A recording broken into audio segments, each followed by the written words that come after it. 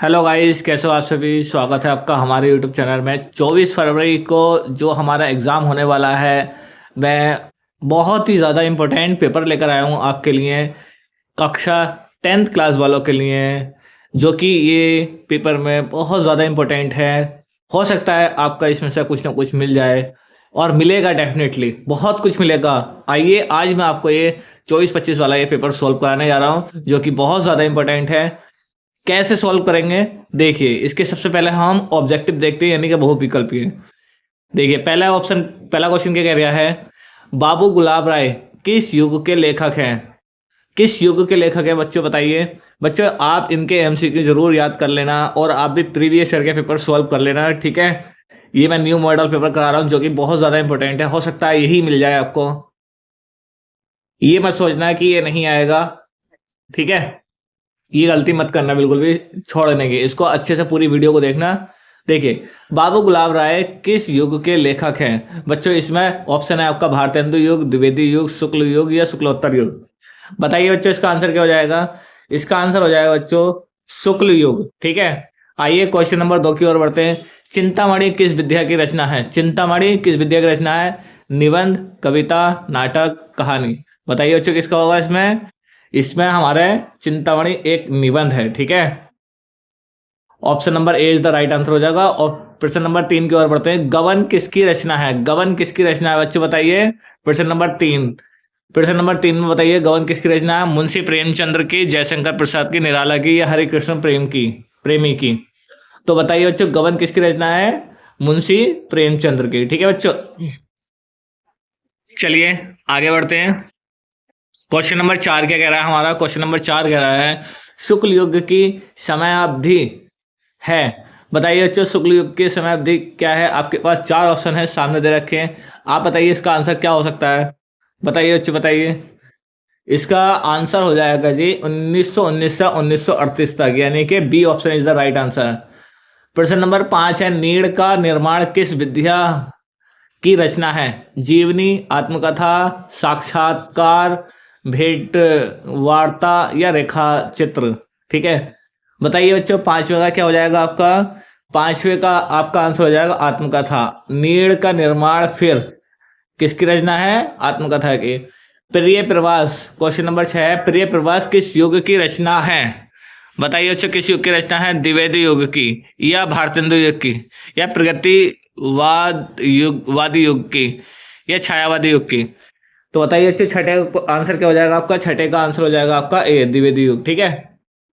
Question number 7 की ओर बढ़ते हैं। मधुशाला किसकी रचना है। मधुशाला किसकी रचना है। रामधारी सिंह दिनकर की, हरिओम की, हरिवंश राय बच्चन की, या सुमित्रा नंदन पंत की। बताइए बच्चों, सातवें का आंसर क्या होगा आपका। सातवें का आंसर हो जाएगा हरिवंश राय बच्चन की। 8वां क्वेश्चन देखिए, भारत भारती किसकी रचना है। भारत भारती किसकी रचना है बच्चों, बताइए। 8वें में सियाराम शरण गुप्त की, मैथिली शरण गुप्त की, महादेवी वर्मा की, जयशंकर प्रसाद की। बताइए 8वें में क्या हो जाएगा आपका आंसर हो जाएगा option number B is the right answer, Maithili Sharan Gupt, ठीक है बच्चों। चलिए आगे बढ़ते हैं। आगे क्या है हमारा। आगे हमारा प्रश्न नंबर 9। प्रश्न नंबर 9 क्या कह रहा है हमारा। आधुनिक काल कब से कब तक है। बताइए बच्चों, आपके सामने 4 ऑप्शन दे रखे हैं। इन ऑप्शनों को, इन विकल्पों को अच्छे से रट लेना जरूर बच्चों, बहुत ज्यादा इंपॉर्टेंट है। आप 2 से 3 बार देखोगे, आपको ये आसानी से याद हो जाएंगे। देखिए, प्रश्न नंबर 9 में आपका आंसर क्या हो जाएगा बच्चों। Option number A is the right answer हो जाएगा। सन 1843 से अब तक। आधुनिक काल कब से कब तक है, अब तक चल रहा है। 1843 से शुरू हुआ था, ठीक है।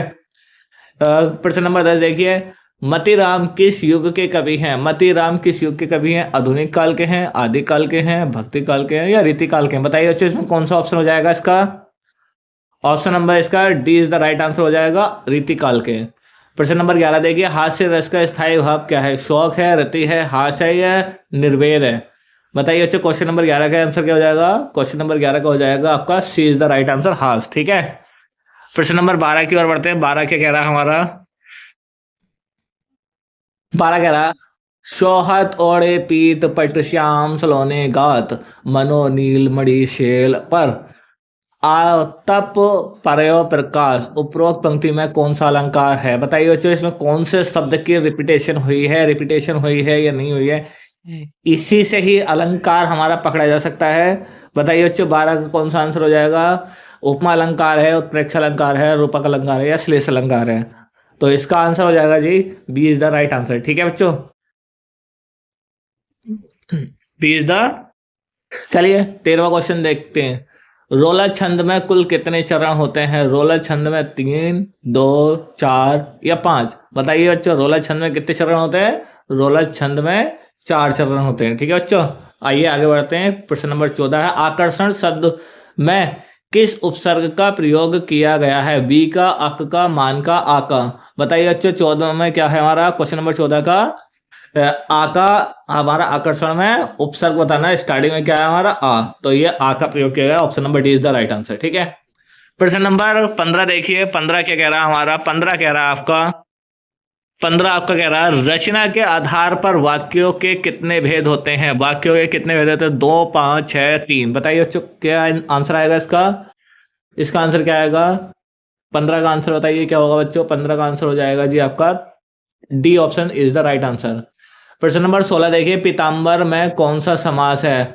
कर्मधारय समास, द्वंद्व समास, बहुव्रीहि समास, तत्पुरुष समास? प्रश्न नंबर 16 में बताइए बच्चों, इसका आंसर कौन सा हो जाएगा? पीताम्बर, बहुव्रीहि समास इज द राइट आंसर हो जाएगा इसका। ठीक है बच्चों, आइए क्वेश्चन नंबर 17 की ओर बढ़ते हैं। 17 है, आंसू का तत्सम रूप है। आंसू का तत्सम रूप आश्रु, अंशु, रोना या आंख? आंसू का तत्सम रूप बताइए बच्चों 17 का क्या हो जाएगा? आंसू का अश्रु। ठीक है, option number A is the right answer हो जाएगा। 18 देखिए, कर्तृवाच्य में किसकी प्रधानता होती है? बताइए बच्चों, क्वेश्चन नंबर 18 में क्या ऑप्शन हो जाएगा आपका? कौन सा आंसर है बताइए? क्वेश्चन नंबर 18 का option number A is the right answer हो जाएगा, कर्ता की प्रधानता। ठीक है बच्चों, आइए 19 क्वेश्चन की ओर बढ़ते हैं। क्वेश्चन नंबर 19 क्या कह रहा है हमारा? 19 कह रहा है, ताभ्य शब्द में वचन एवं विभक्ति बताइए। बताइए बच्चों, ताभ्य शब्द में वचन एवं विभक्ति क्या है? प्रश्न नंबर 19 के और कौन सा ऑप्शन करेक्ट हो जाएगा? बताइए बच्चों, बताइए कौन सा ऑप्शन करेक्ट हो जाएगा? Option number D is the right answer हो जाएगा, चतुर्थ विभक्ति बहुवचन। प्रश्न नंबर 20 देखिए, निम्नलिखित में से सर्वनाम है मनुष्य, बचपन, इनमें से कोई नहीं है वह? बताइए बच्चों, इसका आंसर क्या हो जाएगा? इसमें आंसर हो जाएगा आपका option number C is the right answer हो जाएगा। ठीक है बच्चों, चलिए आगे बढ़ते हैं। देखिए बच्चों, ये हमारी आ गई व्याख्या, आ गई हमारी। प्रश्न नंबर 1 चालू हो गया, व्याख्या। बच्चों अब ये व्याख्या को आपको पहचानना, सबसे पहले आप इसकी पहचान बताइए कि किस कौन सी चैप्टर से है, कौन से उससे है। ठीक है, आप जब इसकी पहचान बता दोगे तभी आप इसको कर पाओगे। सबसे पहले आप इसकी पहचान बताओगे तो संदर्भ आप आसानी से कर पाओगे। फिर इसके बाद में आप व्याख्या तो आप इसको बना के ही लिखते हैं। देखिए हम पढ़ते हैं, यह कोई बात नहीं है कि एक स्वभाव और रुचि के लोगों में ही मित्रता हो सकती है। देखिए बच्चों, इसमें मित्रता आ गया है, तो ये मित्रता पाठ से ली गई है। ये किसकी है? आचार्य रामचंद्र शुक्ल ने लिखी है। ये किसने लिखी है? ये आचार्य रामचंद्र शुक्ल ने। पहचान हो गई है। तो सबसे पहले हम प्रश्न नंबर 1 देखेंगे। प्रश्न नंबर 1 क्या गया? उपरोक्त गद्यांश का संदर्भ लिखिए। उपरोक्त गद्यांश का संदर्भ कैसे लिखेंगे हम? प्रस्तुत गद्यांश कैसे लिखेंगे बच्चों हम इसको? प्रस्तुत गद्यांश हमारी पाठ्य पुस्तक हिंदी के गद्य खंड में संकलित मित्रता नामक पाठ से लिया गया है। इसके लेखक आचार्य रामचंद्र शुक्ल जी हैं। ठीक है बच्चों, प्रश्न नंबर दूसरे की ओर बढ़ते हैं। दूसरा क्या कह रहा है हमारा? प्रश्न नंबर 1 पूरा हो गया। प्रश्न नंबर दूसरे की ओर बढ़ते हैं। दूसरा कह रहा है, गद्यांश के रेखांकित अंश की व्याख्या कीजिए। बच्चों इसमें हम हेडिंग डाल लेंगे, रेखांकित अंश की व्याख्या, इतनी हेडिंग डाल लेंगे।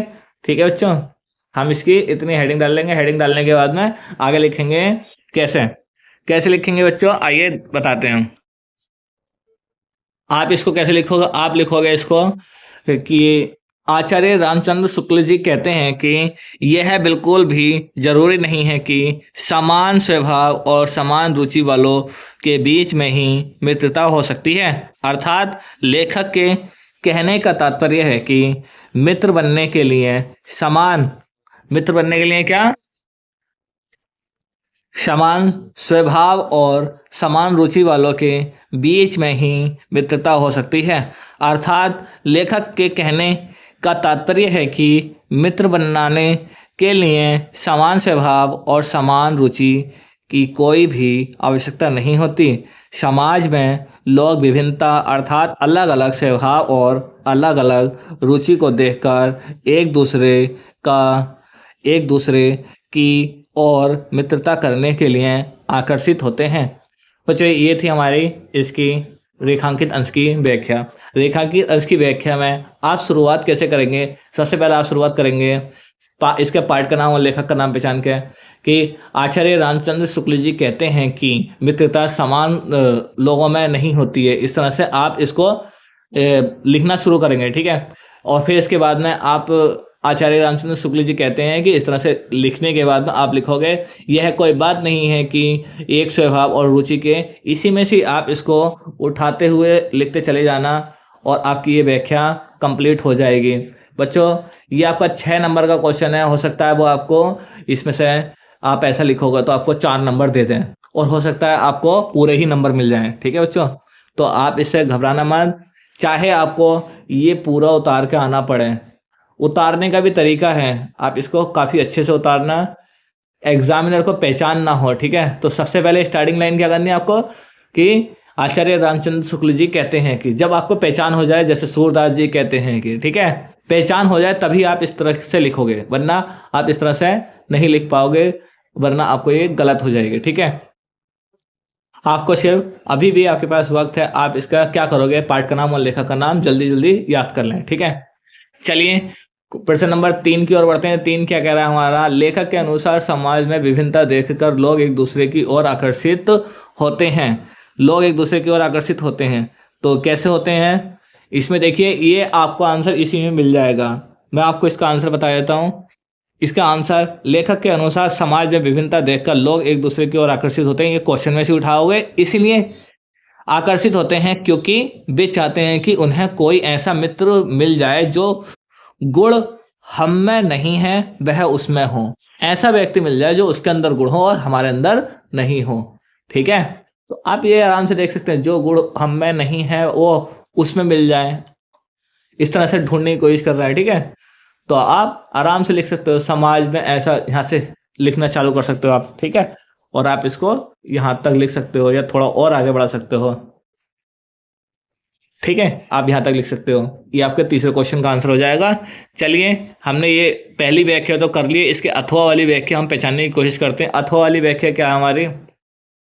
हे भगवान, तब के लिए, विपद के लिए इतना आयोजन, पिता की इच्छा के विरुद्ध इतना साहस पिताजी क्या भी ना मिलेगी क्या? कोई हिंदू भूपृष्ठ पर ना बचा रह जाएगा जो ब्रह्मांड को 2 मुट्ठी अन्न दे सके। यह असंभव है, फेर दीजिए पिताजी, मैं कांप रही हूँ। इसकी चमक आंखों को अंधा बना रही है। बच्चों, बताइए कौन से चैप्टर से ली गई है? जल्दी पहचान करके बताइए। आपको ये पहचानना आना चाहिए। अगर आप इसको नहीं पहचान पाएंगे तो आप इसको कैसे करेंगे? बताइए बच्चों। ये हमारी है जी जयशंकर प्रसाद जी से हमने इसकी पहचान बनाई है, 2 मुट्ठी अन्न, ठीक है बच्चों। ये इसी से आप इसको पहचान लोगे और एक स्टार्टिंग बना दो, हे भगवान, ठीक है।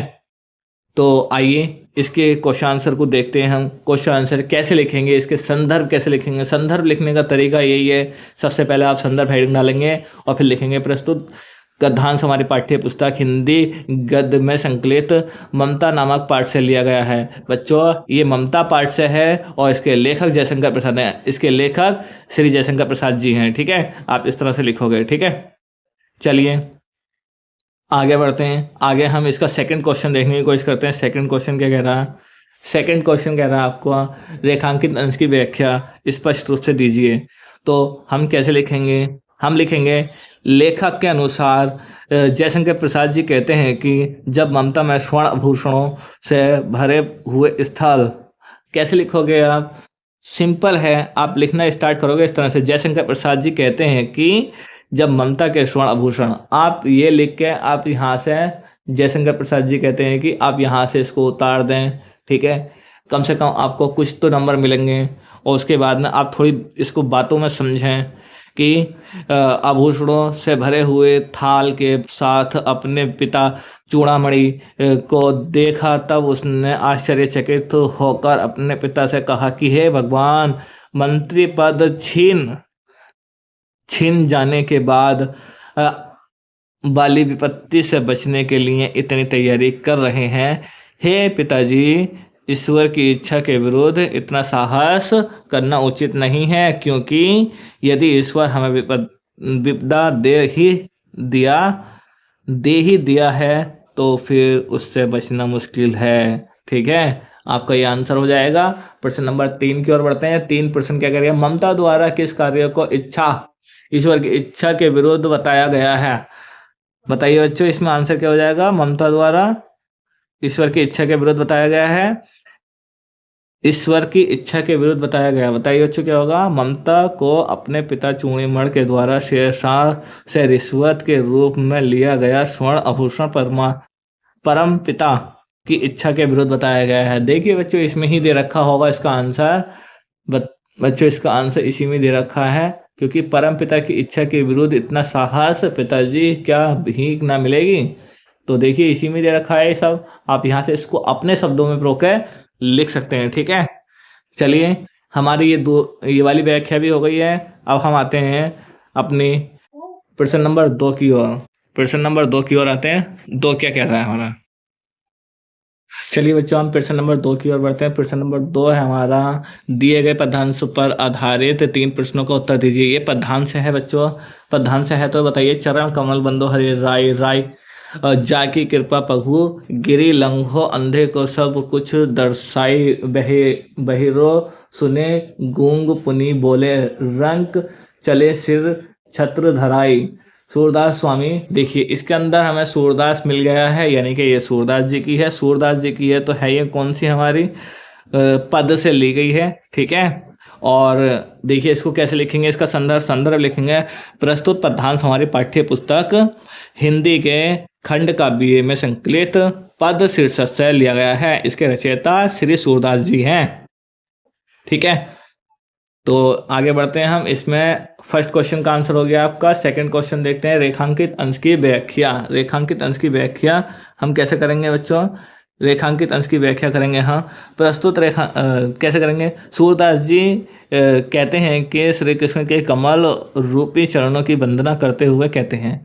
देखिए, चरण कमल बंदो हरि राय, सूरदास जी ने श्री कृष्ण के चरणों की वंदना करते हुए कहा है कि हे प्रभु, मैं आपके कमल रूपी चरणों की वंदना करता हूँ, जिसकी कृपा से लंगड़ा व्यक्ति पर्वत लांघ सकता है, अंधे व्यक्ति को सब कुछ दिखाई दे सकता है और बहरा व्यक्ति सब कुछ सुन सकता है। ये व्याख्या की है हमारे सूरदास जी ने। गूंगा फिर से बोलने लगता है और गरीब व्यक्ति राजा की तरह सिर पर छत्र धारण करके चलने लगता है। ये बच्चों, इस तरह से हम इसकी व्याख्या कर सकते हैं। ये सभी है। देखो, चरण कमल बंदो हरि राय, जाकी कृपा पगु गिरी लंघो लंगड़ा चलने लगता है, अंधा देखने लगता है, बहरा सुनने लगता है। ठीक है, तो ये सभी इसी में दे रखा। आप आराम से इसी को अपने शब्दों में लिख सकते हैं। ठीक है, प्रश्न नंबर हम 3 की ओर बढ़ते हैं। प्रश्न नंबर 3 कह रहा है, उपयुक्त पंक्तियों में कौन सा अलंकार है? उपयुक्त पंक्तियों में कौन सा अलंकार है बच्चों? इसमें अनुप्रास और पुनरुक्ति प्रकाश अलंकार है। ठीक है बच्चों, रूपक, अनुप्रास और पुनरुक्ति अलंकार है। ठीक है बच्चों, चलिए हम आगे बढ़ते हैं। आगे हमारा क्या कह रहा है? आगे है जी हमारा अथवा वाली व्याख्या हम पहचानने की कोशिश करते हैं। अथवा वाली व्याख्या हमारी कहाँ से ली गई है? हमने एक व्याख्या कर दी, हम दोनों में से एक करनी है। ठीक है, हमें दोनों में से एक करनी है। हमें ये पहचान तो हो गई है, ये कहाँ की है?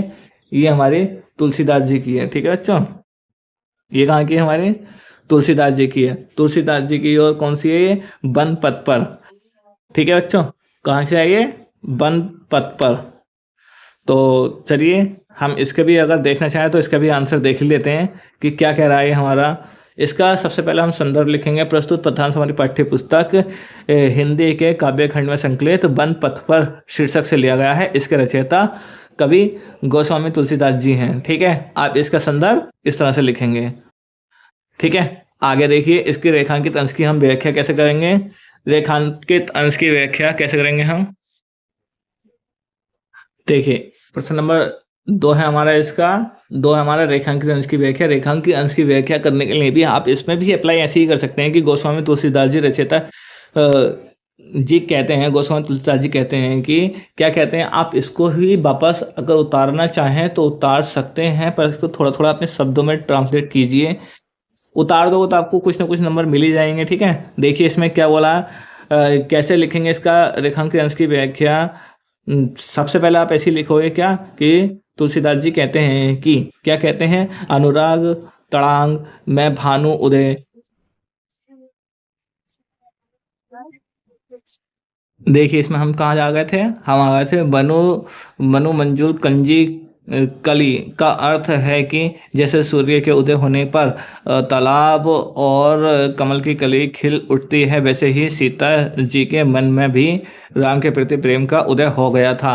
और सीता जो है राम को देखकर बहुत ज़्यादा मुस्कुराई थी। ठीक है, और इस तरह से आप इसको बना बनाकर आप लिख सकते हैं। ठीक है, और ये आपकी व्याख्या हो जाएगी। आप कम से कम हाफ पेज में तो लिखिए व्याख्या, क्योंकि अगर आप क्वेश्चन बैंक के अनुसार जाएंगे, बहुत सारी क्वेश्चन बैंक हैं जिसमें कुछ में व्याख्याएं छोटी दे रखी है, कुछ में व्याख्याएं, विद्या वाली में क्वेश्चन बैंक में व्याख्याएं बड़ी दे रखी हैं। कम से कम हाफ में तो जाइए आप। ठीक है, आइए प्रश्न नंबर 3 की ओर बढ़ते हैं। इसमें 3 क्या कह रहा है हमारा, अनुराग तड़ांग और मनो मंजूर कंजी कली कंज कली में कौन सा अलंकार है। बच्चों इसमें अलंकार बताना है। अलंकार बताइए बच्चों, इसमें कौन सा होगा।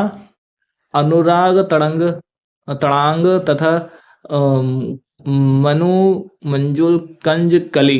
देखिए रिपीट क्या हो रहा है हमारा, इसमें कौन सा अलंकार हो जाएगा।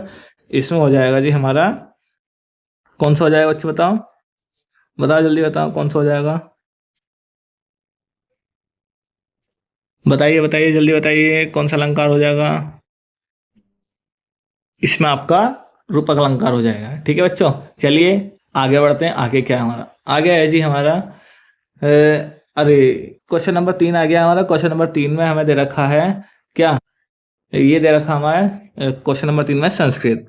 संस्कृत देखिए हमारी, संस्कृत में क्या कह रहा है हमारा, ये संस्कृत में कह रहा है हमारा क्या, ईशा नगरी भारतीय संस्कृति संस्कृत भाषाएं ठीक है, तो ये आप कैसे करेंगे, आप बताइए बच्चों, इसको आप कैसे करेंगे, पहचानिए पहचानिए कैसे होगा ये। ये हमारा ईशान नगरी दे रखा है, यानी कि ये बनारस, बनारस से दिया रखा है। कहाँ से आया ये, बनारस से। ठीक है, बनारस पार्ट से लिया गया। तो बताइए इसको कैसे करोगे आप,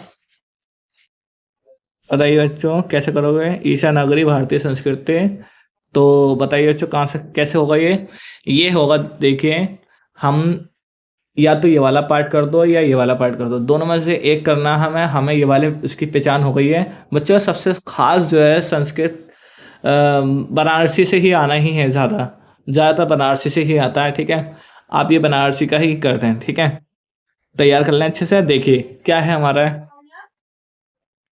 ईशा नगरी।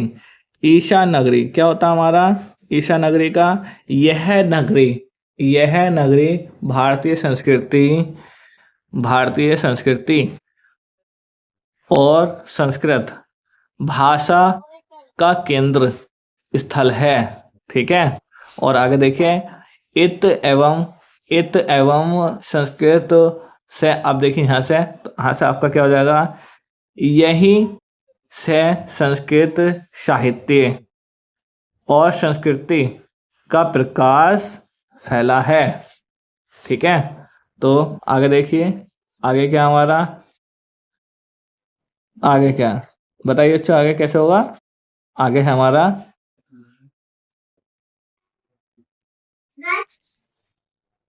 चलिए इसका पहले, सबसे पहले हम हिंदी अनुवाद तो बाद में करेंगे, पहले हम इसका संदर्भ देख लेते हैं। संदर्भ कैसे लिखेंगे, प्रस्तुत गद्यांश हमारी पाठ्य पुस्तक हिंदी के संस्कृत हिंदी के वाराणसी नामक पाठ से लिया गया है। ठीक है, वाराणसी नामक पाठ से लिया गया है। तो अब देखिए इसका हिंदी अनुवाद कैसे करेंगे। हिंदी अनुवाद हेडिंग डाल के हम लिखेंगे क्या, कैसे लिखेंगे बच्चों बताइए। इसके हिंदी अनुवाद डाल के हम लिखना शुरू करेंगे। या ईशा नगरी, कहाँ से लिखना चालू करेंगे, ईशा नगरी से। ईशा नगरी यह नगरी भारतीय संस्कृति और संस्कृत भाषा का केंद्र स्थल है। यहीं से संस्कृत साहित्य और संस्कृति का प्रकाश सर्वत्र फैला हुआ है।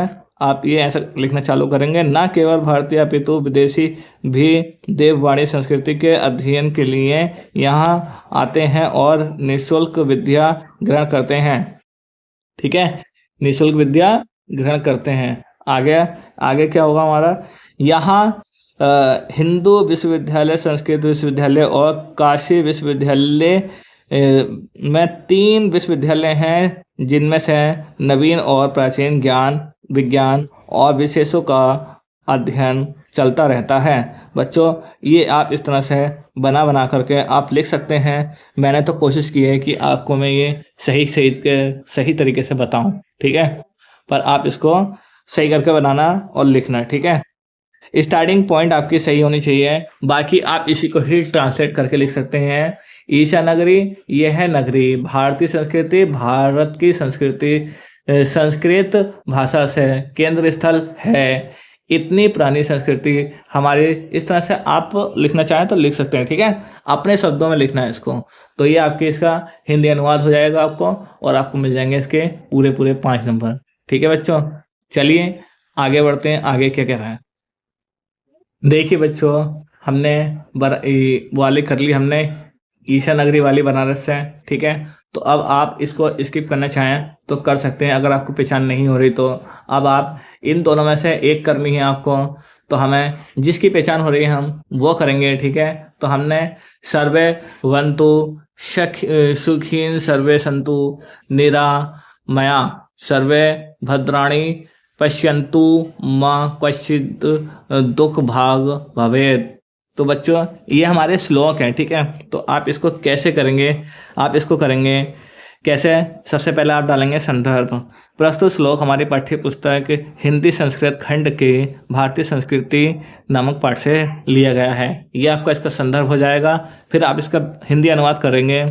सब सुखी हो, सब रोग रहित हो, सभी का कल्याण हो, कोई भी दुखी ना हो, अर्थात कोई भी दुख का भागी ना बने। ठीक है, ये आपका इसका हिंदी अनुवाद हो जाएगा बच्चों। चलिए अब हम आगे बढ़ते हैं।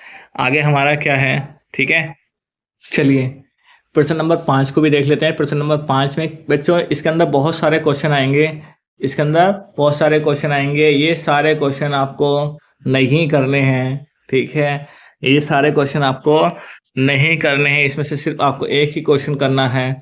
आपको इन सभी क्वेश्चनों में आपको एक ढूंढना है कि मातृभूमि के लिए खंड काव्य के संकलन सर्ग का सारांश, या फिर इन दोनों में से आप एक कोई से भी कर दो। मातृभूमि का करना है आपको। मातृभूमि मिल जाए तो क्वेश्चन नंबर आप डालोगे प्रश्न नंबर 4 का फर्स्ट, ठीक है, या सेकंड। प्रश्न नंबर 4 का उत्तर इस तरह से डाल देना है। ठीक है, प्रश्न नंबर 4 उत्तर, बस आप इस तरह से डाल देना, आप लिखना शुरू कर देना। ठीक है, ज्यादातर आप चरित्र चित्रण ही लिखना, चरित्र चित्रण वाला ही लिखना। ठीक है, तो देखिए कैसे लिखेंगे हम इस चरित्र चित्रण। तो आपने हेडिंग डाल दी। हेडिंग डालने के बाद मैं इसको देखो आपको बताता हूँ क्या था। मातृभूमि में हमारे चंद्रशेखर आज़ाद के बारे में है। ठीक है, चंद्रशेखर आज़ाद का जन्म मध्य प्रदेश के भावरा नामक ग्राम में हुआ था। कहाँ हुआ था बच्चों? चंद्रशेखर आज़ाद का भावरा नामक ग्राम में हुआ था। और इसके बाद बड़े होने पर वह काशी नगरी में संस्कृत पढ़ने गए। उस समय भारत में अंग्रेजों का शासन चल रहा था। अमृतसर ने सन 1919 ईस्वी में जलियांवाला बाग में एक विशाल सभा आयोजित की गई थी। उसी समय जनरल डायर ने वहां पहुंचकर गोलियों से बौछार कर दी और जनता को भून डाला। इतने से ही डायर की भूख शांत न हुई और न जाने कितने बेगुनाहों को हथकड़ियाँ डाल दिया और 150 गज लंबी पथरीली गली से नर नारियों को पेट के बल चलाकर सजा दी गई। इस घटना को पढ़कर चंद्रशेखर का मुंह क्रोध से और आंखें क्रोध से भर आईं। आज़ाद ने संकल्प लिया कि जब तक वह भारत माता को आज़ाद नहीं करा देगा तब तक अंग्रेजों से लड़ता रहेगा। देश में असहयोग आंदोलन के मंद पड़ते ही चंद्रशेखर का झुकाव शास्त्र क्रांति की ओर हो गया। उन्हें स्वतंत्रता संग्राम के लिए बमों और पिस्तौलों का निर्माण कराने के लिए धन की आवश्यकता हुई। बच्चों इसको बहुत ध्यान से सुनते रहना, ठीक है। मैं आपको पेपर सॉल्व करा रहा हूँ। और 9 अगस्त सन 1925 ईस्वी को काकोरी स्टेशन के पास रेलगाड़ी से सरकारी खजाने को लूटने में सफलता प्राप्त की। इस कांड में पकड़े जाने पर राम प्रसाद बिस्मिल अशफाक उल्ला खां को फांसी हो गई। भगत सिंह और बटुकेश्वर दत्त ने असेंबली में बम गिराया और भारत माता की जय का नारा लगाते हुए अपने आप को गिरफ्तार कराया। अब संगठन का सारा भार आज़ाद के कंधों पर आ गया। वे अंग्रेजों से अन्याय का बदला लेने की सोचने लगे। सन 1931 ईस्वी को प्रयाग के अल्फ्रेड पार्क में बैठकर वे कुछ मित्रों से बात कर रहे थे। उसी समय क्या हुआ, पुलिस की गाड़ी आकर रुकी और पुलिस ने उन्हें चारों ओर से घेर लिया। आज़ाद ने अपनी पिस्तौल में गोलियां भरी और पुलिस से मोर्चा लिया, ठीक है। पुलिस से क्या लिया, मोर्चा लिया। तो उसके बाद आगे क्या हुआ, पहली ही गोली में उन्होंने एक अफसर का चबड़ा उड़ा दिया। नॉर्थ वावर का नाम के अंग्रेज एसपी की कलाई उड़ा दी। वह लगातार पुलिस पर लगातार गोलियां बरसाते रहे, लेकिन जब उस वीर के पास अकेली गोली बची तो उसने अपनी कनपट्टी पर मारकर वीर गति प्राप्त कर ली। आज़ाद ने जिस जामुन के पेड़ की ओट लेकर संघर्ष किया था, वह पेड़ भारतीय जनता का पूजा स्थल बन गया। बच्चों ये थी हमारी मातृभूमि की कहानी, ठीक है। उम्मीद आपको समझ में आई होगी। आइए प्रश्न नंबर 6 की ओर बढ़ते हैं। प्रश्न नंबर 6 हमारा क्या कह रहा है।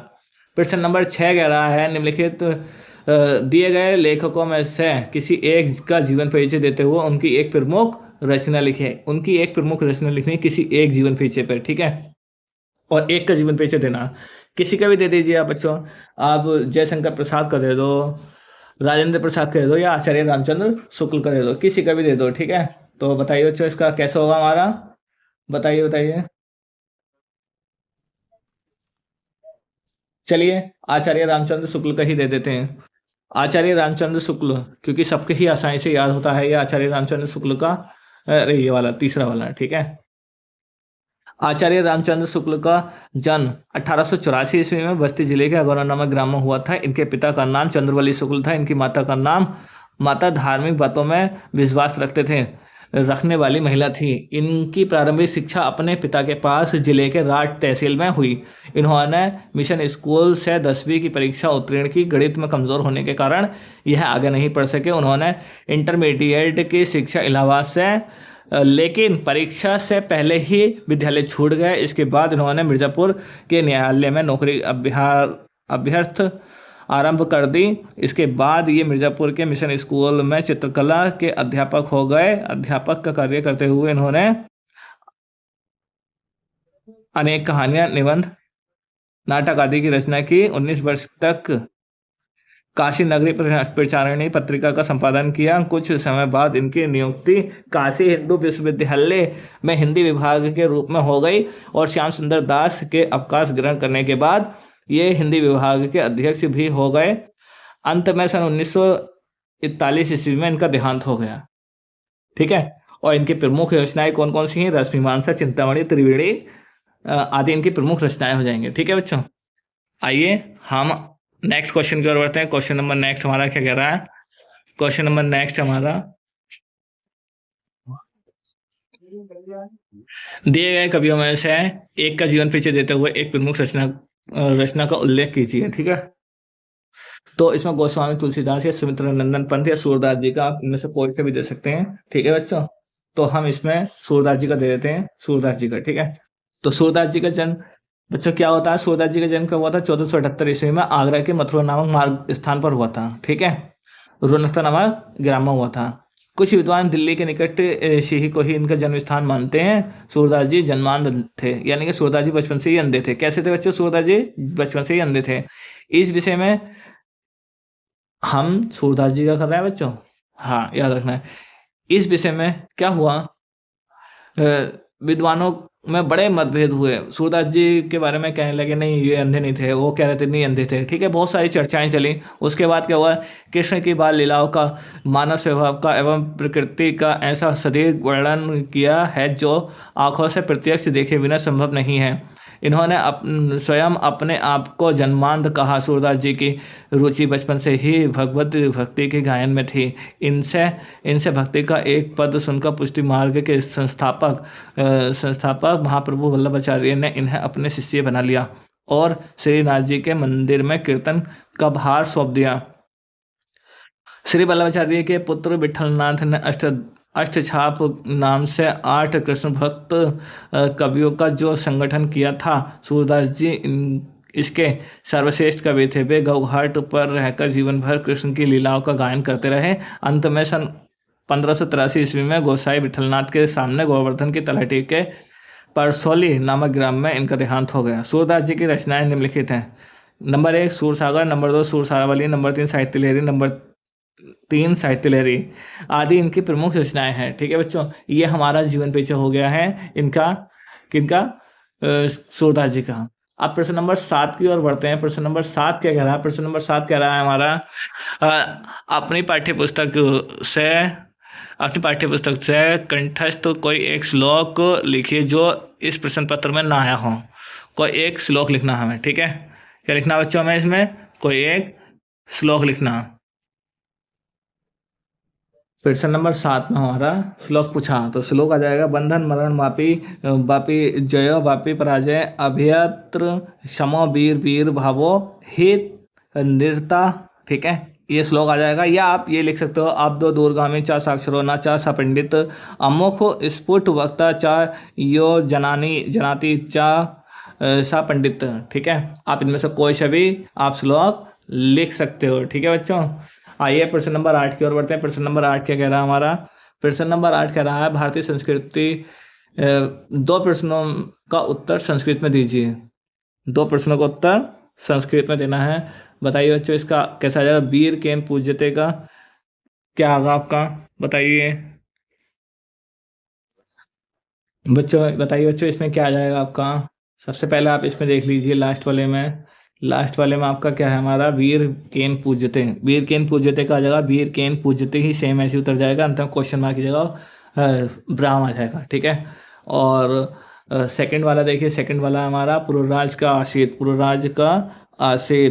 तो कैसा आ जाएगा? पुरुराज एक भारत वीर आसित। ठीक है, इसका आंसर पुरुराज एक भारत वीर आसित हो जाएगा इसका आंसर। ठीक है, तो हमें 2 के आंसर देने हैं। मैंने आपको सभी करा रखे हैं बच्चों।